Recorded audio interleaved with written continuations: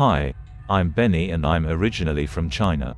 In the 1990s, I came to Singapore to work, and my company allowed me to bring my wife and kids with me. They even arranged for an apartment for my family to stay in.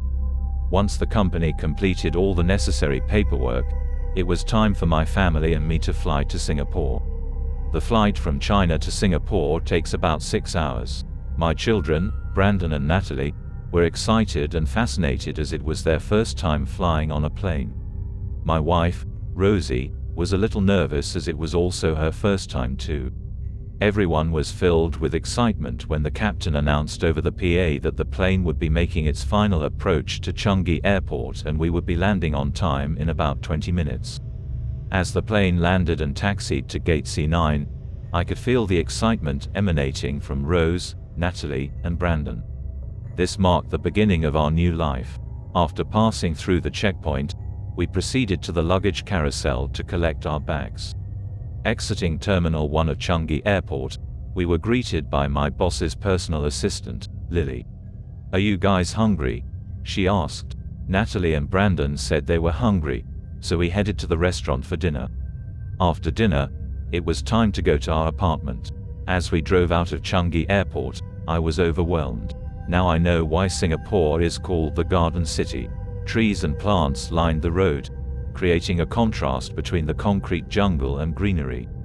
It was around 7 p.m. when we reached our apartment near the Central Business District. It's a condominium called Ocean Gates, and we stayed on the 23rd floor, giving us a good view of the area. Lily sent me a map of the area around our apartment. She told me that I have a week to settle down before reporting for work, and then she left. As soon as I stepped into the apartment, my eyes opened wide with shock. Not only was the apartment fully furnished, but all the furniture in the living room had an antique look. Additionally, it came with 3 bedrooms, each with a TV, 2 toilets with bathtubs, a fully equipped kitchen, and a laundry area. All in all, my wife and kids were very happy with it. 1 week passed quickly as we settled the kids' schooling issues and my wife became familiar with our surroundings. On Sunday, Lily called and asked me to meet her below my block the next morning at 7 a.m. She then gave me a ride to work in the western area of Singapore. Our company specializes in the import and export of steel, primarily to and from China. I have been hired as the sales export manager for China. Lily has been temporarily appointed as my assistant for a period of 3 months, as our boss has asked her to take care of me while he is on an overseas business trip until next week, and he is leaving now. After completing my administrative work, I returned to my office to review some documents. There was a knock on my door, and Lily walked in after I gave her permission to enter. She closed the door behind her and turned off the lights.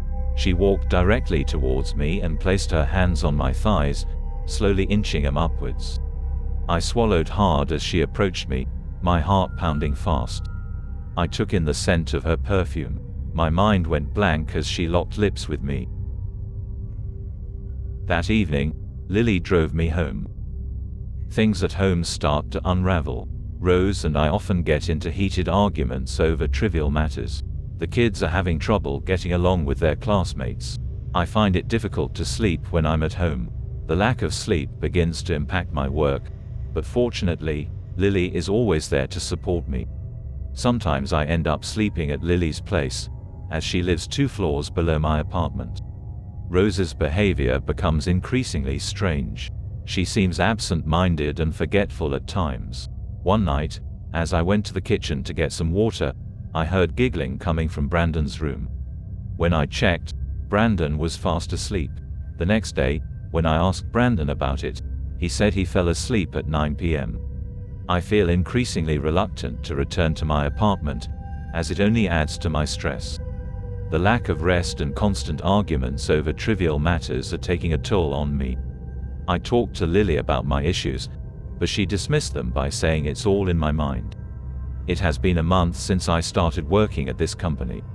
Rose has been acting stranger these days, and Lily keeps asking me to stay at her apartment. Something bad started happening during the 3rd month. One day, I caught Natalie and Brandon running around the house. I rubbed my eyes when I counted 4 children, 2 boys and 2 girls. I followed them into Brandon's bedroom and asked Natalie and Brandon, "Are they your classmates?" They told me no, and that they are the original occupants of this apartment. I was shocked to hear that. It was strange, as in the 3 months I had been living here, I had not seen my neighbors before. As Rose's condition is worsening, I tried talking to the security guards to understand more about the apartment. Henry began conversing with me after I bought him coffee a few times. He has been working as a security officer since the completion of this condominium, so he possesses the most comprehensive knowledge of this place. He informed me that all the neighbors on my floor have moved away. 3 years ago, something terrible happened in the apartment where I currently reside.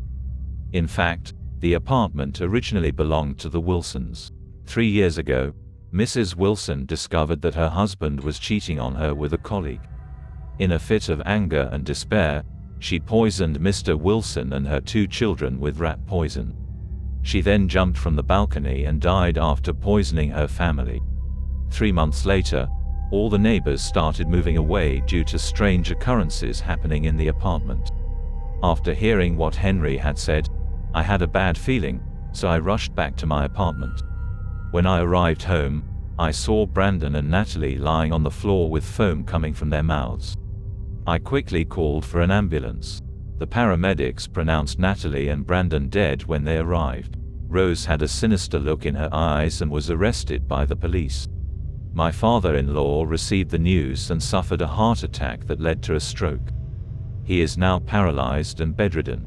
The doctor said he will never recover and will remain like this for the rest of his life. Serves him right, I muttered under my breath. That night, when I was about to leave for Lily's home, I sensed an ominous presence in the apartment and felt an eerie sensation on the back of my neck. When I turned around, I was shocked. "I see you've finally decided to reveal yourself," I said, taken aback as the figure materialized. I had expected something hideous, but instead, I was stunned by her beauty. She was dressed in a red gown, with phoenix-like eyes, full lips, and a curvy body. Though pale now, she must have been fair in life. She looked at me intently. "Who are you?" I asked again. She hissed softly as she spoke. "I am Mary, Mary Wilson." "So you're the one who murdered your family," I said. "I murdered my family," she shouted. "It was that unfaithful man and his mistress who murdered us. My poor kids." She trailed off, anguish evident in her voice. "What happened?" I asked, curious. Mary began to tell her story. "It was our 10th wedding anniversary. I had just come home from work, but I wasn't feeling well, so I only ate a little from the feast that John had prepared. When I didn't see the kids, I went to their room to check on them. To my horror, my children were lying on their bed, foam coming from their mouths. Then I felt a pain in my stomach, and I passed out. I don't know how long I was unconscious," Mary continued. "When I woke up, I found John lying dead next to me. I tried to get up, but I felt weak. Finally, when I managed to stand, someone grabbed me and dragged me to the balcony, and pushed me over the ledge. I fell to my death. I came back to haunt her until she went mad," Mary concluded, her voice filled with vengeance. "So, how do you want to die, you unfaithful man?" she exclaimed. "Die?" I gritted my teeth and shouted back. "Why should I die? You've seen me with my wife over the past 3 months. Have you ever seen me touch her? Not even her hands. We only look like a loving couple. There is no love between us. Still, there is no reason for you to have an affair with that woman, Lily," Mary said. "Lily is my high school sweetheart from 15 years ago," I explained. "We had planned to get married when we turned 20, but then Rose got pregnant by her boyfriend, and her father didn't approve of him. He forced him to separate. He then turned to me and threatened me to marry Rose, or else something bad would happen to me and my family. I knew he could do it, as he is the mayor of our town and he didn't reach his position through rightful means. So, I married Rose with no choice. Rose never allowed me to touch her. 6 months later, Natalie and Brandon were born. After hearing my story, Mary realized she should not judge based on sight or hearsay. She smiled and vanished into thin air.